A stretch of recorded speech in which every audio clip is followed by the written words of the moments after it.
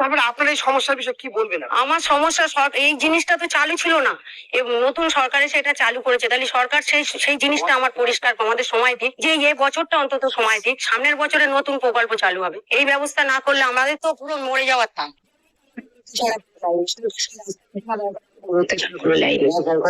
নমস্কার, এই মুহূর্তের একটি অত্যন্ত চাঞ্চল্যকর এবং সোশ্যাল মিডিয়ায় তোলপাড় করা খবর নিয়ে হাজির হয়েছি।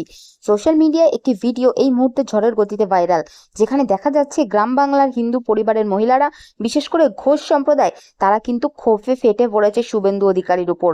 কেননা তাদের স্পষ্ট অভিযোগ, গবাদি পশু কেনা বেচা এবং পরিবহনের উপর নতুন প্রশাসনিক যে বিধিনিষেধ তৈরি করা হয়েছে, সেটি তাদের জন্য খুব একটা ভালো হয়নি।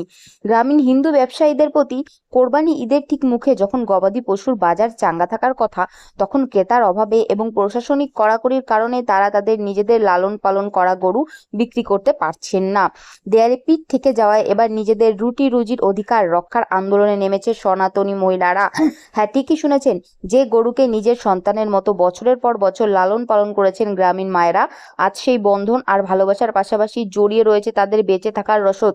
গ্রামীণ অর্থনীতির একটি বড় অংশ নির্ভর করে এই গবাদি পশু বিক্রির উপর।